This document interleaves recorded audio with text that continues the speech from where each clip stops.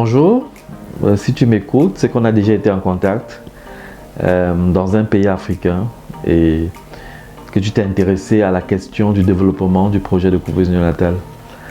Aujourd'hui, je viens pour t'intéresser à une campagne caritative que nous voulons lancer dans 8 pays à la fois. Et évidemment, il faudra des relais qui comprennent bien l'esprit et qui prennent sur eux d'organiser chez eux cette campagne caritative qui aura pour point d'orgue le 17 novembre, qui est la journée mondiale de prématurité. Ce jour-là, on va arrêter la campagne et on va révéler les dons qu'on aura pu engranger. Alors j'ai constaté depuis 2 ans que nous produisons en tant qu'entreprise la couveuse néonatale, après avoir créé AUI il y a 4 ans, d'abord comme structure de recherche, et puis il y a 2 ans on a lancé l'entreprise. Et on a constaté que la plupart des couveuses que nous vendons sont achetées par des donateurs.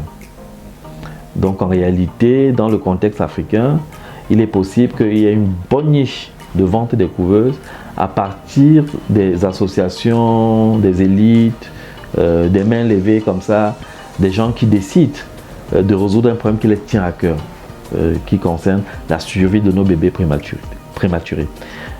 Moins d'1% des maternités en Afrique disposent d'une couveuse. C'est un drame, hein. Pour le cas du Cameroun, c'est plus de 10 000 morts chaque année. À l'échelle, on va dire, de l'Afrique francophone, qui revendique à peu près 400 millions d'habitants, on n'a pas 2000 couveuses. Alors qu'on fait au moins 20 millions de naissances chaque année. Donc c'est un vrai drame. Et je pense que les gens en sont sensibles. Il faut juste qu'on crée le cadre pour que se manifeste cette générosité. Dans tous les pays où il est question d'implanter, de fabriquer des couveuses, parce que mon option dès le départ, c'est pas de fabriquer des couveuses au Cameroun pour les amener au Togo, au Guinée, au Mali, ainsi de suite. Je pense qu'il y a les techniciens compétents partout en Afrique et que le bon produit africain que nous voulons fabriquer, c'est un produit qui propose un vrai service après-vente. Le service après-vente suppose que ceux qui ont fabriqué sont à côté pour la maintenance. J'y tiens. Et donc, mon idée, c'est de faire de sorte de franchise de AUI Techno dans chaque pays, c'est-à-dire des ateliers qui font au moins l'assemblage et qui vont déposer la couveuse, qui forment les gens et qui sont là en cas de problème. Ça nous permet d'assumer vraiment une garantie de 2 ans. Donc l'idée, j'ai déjà, après discussion avec les uns et les autres, j'ai déjà travaillé à définir un peu le cahier de charge de comment on met en place AUI Techno dans un pays donné. Hein? J'ai essayé de monter un plan d'affaires type, ça peut varier un peu d'un pays à l'autre, mais j'ai monté un plan d'affaires type qui postule qu'avec à peu près 100 millions, on monte un atelier qui est viable, avec un retour sur investissement de moins de 3 ans. Donc c'est un modèle d'affaires qui est déjà expérimenté au Cameroun, qui peut maintenant se dupliquer un peu partout. Et je me dis qu'une campagne caritative va donner l'occasion de faire connaître le produit, de faciliter, de trouver même derrière des opérateurs qui s'intéressent à la chose du point de vue du business et qui permet d'avoir déjà un premier carnet de commandes qui va faire que nos équipes viennent sur place fabriquer les couveuses. Donc la campagne caritative, ça va permettre de faire connaître la marque, d'avoir un premier carnet d'adresses et de créer les conditions de l'installation de l'atelier dans chaque pays. Évidemment, on ne peut pas le faire au Cameroun, nous on va l'organiser d'une certaine manière. Donc on a fait des documents qui expliquent comment on va faire. Il appartiendrait à chacun dans son pays de voir comment il peut le faire chez lui et l'adapter au mieux. On peut le faire très allégé, on peut le faire très lourd. Au Cameroun, nous avons imaginé une campagne caritative qui s'appuie sur 3 piliers.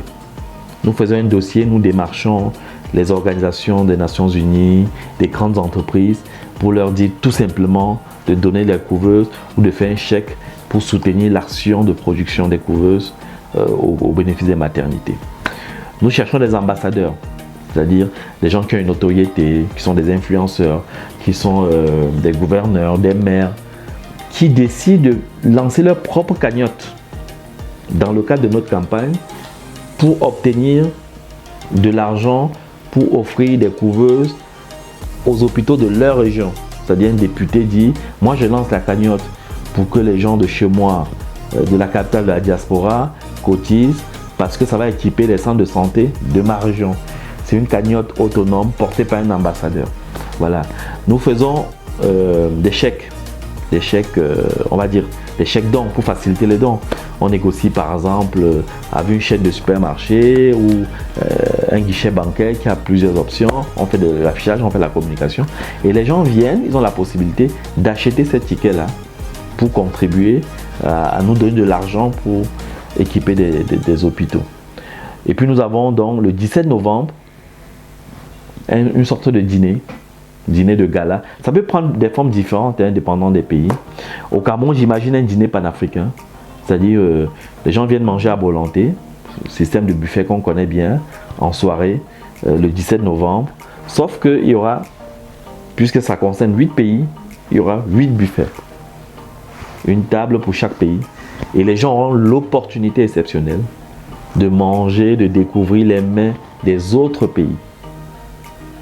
Au Cameroun, par exemple, je pense à l'entrée à 100 000 francs pour ce buffet. J'imagine que peut-être la personne nous coûtera 25 000. Et puis, comme il y a toujours des frais annexes. Bref, je suis sûr qu'on aura à peu près quand même 60 ou 70 000 sur les 100 000 que paye chacun pour les coureuses. Ça peut se faire dans tous les pays. Il faut produire le buffet le moins cher possible, donc aller directement vers les communautés, chez les Maliens, chez les Togolais, il y en a dans toutes nos capitales, et leur dire voilà, venez avec un buffet le 17 novembre pour telle cause.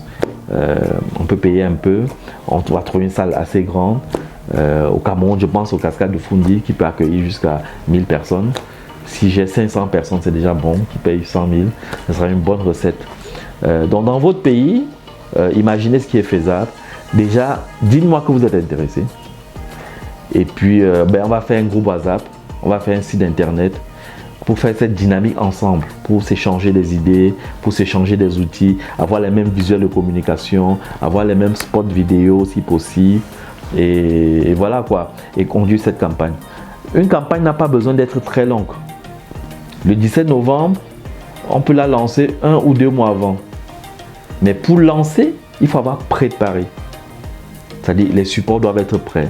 Il faut avoir identifié dans le pays, avoir écrit aux autorités pour avoir les autorisations là où c'est nécessaire, avoir identifié qui fait quoi, avoir prospecté des ambassadeurs. Comme j'ai dit, s'il faut des influenceurs, des stars qui se mettent dans la cause, ainsi de suite. Voilà, c'est l'idée en gros que je voulais expliquer vraiment verbalement pour que vous compreniez et pour susciter votre intérêt et permettre que nous commencions vraiment à travailler ensemble pour ce projet qui me tient à cœur et qui va permettre d'installer la dynamique, de mettre des ateliers AUI un peu partout dans tous les pays concernés. La première édition, ça peut se passer très bien ou pas assez bien, mais il faut faire quelque chose. Il faut toujours commencer de toute façon. C'est ça l'esprit entrepreneurial, il faut commencer, sachant que les deuxièmes, les troisièmes éditions vont être encore plus fortes, quoi. Merci, je voulais partager avec vous le sens de cette campagne caritative et j'attends de votre retour. Merci.